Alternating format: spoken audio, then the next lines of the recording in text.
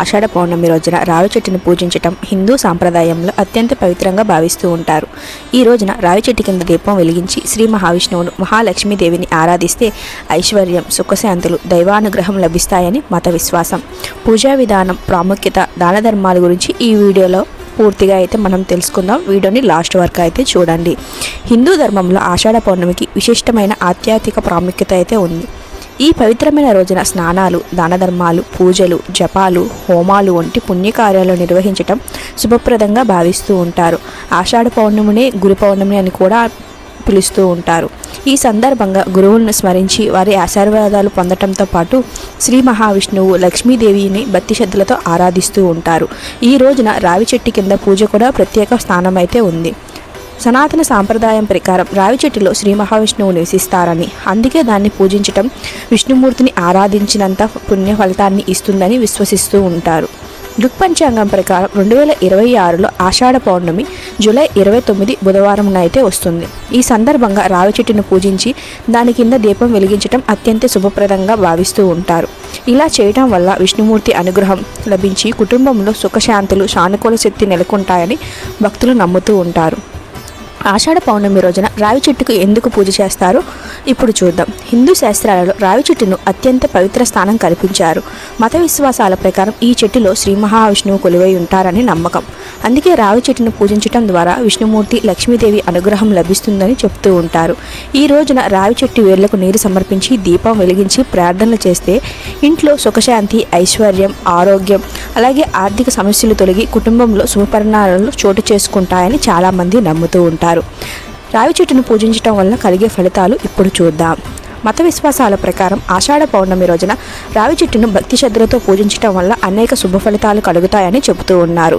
శ్రీ మహావిష్ణువు, మహాలక్ష్మీదేవి యొక్క అనుగ్రహం లభిస్తుందని విశ్వాసం. ఇంట్లో సానుకూల వాతావరణం ఏర్పడుతుందని భావిస్తూ ఉంటారు. కుటుంబ సభ్యుల మధ్య ప్రేమ, ఐక్యత, శాంతి పెరుగుతాయని ఒక నమ్మకం. ఆర్థిక ఇబ్బందులు తగ్గి ఐశ్వర్యం కలుగుతుందని చెబుతూ ఉంటారు.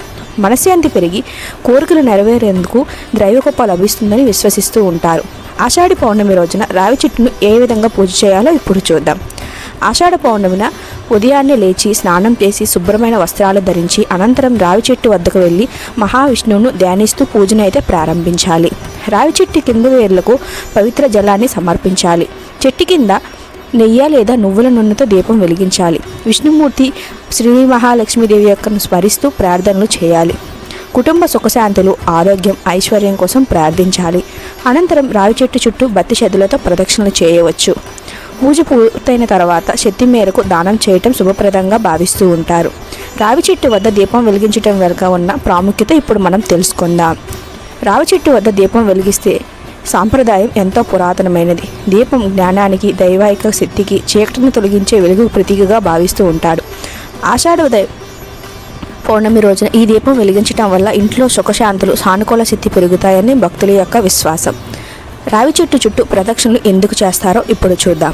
హిందూ సాంప్రదాయంలో రావి చెట్టు చుట్టూ ప్రదక్షిణకు విశేషమైన ప్రాముఖ్యత ఉంది. భక్తులు ఈ రోజున విష్ణు నామస్మరణతో రావి చెట్టు చుట్టూ ప్రదక్షిణ చేస్తారు. ఇలా చేయటం వల్ల మానసిక ప్రశాంతత కలిగి జీవితంలో ఉన్న అడ్డంకులన్నీ తొలగి దైవకృప కలుగుతుందని చాలామంది నమ్ముతూ ఉంటారు. ఆషాఢ పౌర్ణమి రోజున దానం ఎందుకు చేయాలి? ఆషాఢ పౌర్ణమి రోజున పూజలతో పాటు దాన ధర్మాలకు కూడా అత్యంత ప్రాధాన్యత అయితే ఉంది. ఈ రోజున ఆహారం, వస్త్రాలు, అలానే ఇతర అవసరమైన వస్తువులను దానం చేయటం వలన మీకు మంచి జరుగుతుందని చెబుతూ ఉన్నారు. ఈ రోజున చేసే దానాలు పుణ్య ఫలితాన్ని ప్రసాదించి జీవితంలో సుఖశాంతులను, శ్రేయస్సు, ఐశ్వర్యాన్ని తీసుకొస్తాయని నమ్ముతారు. అందుకే రావి చెట్టు కింద పూజ అనంతరం పేదలకు సహాయం చేయడం శుభప్రదకం.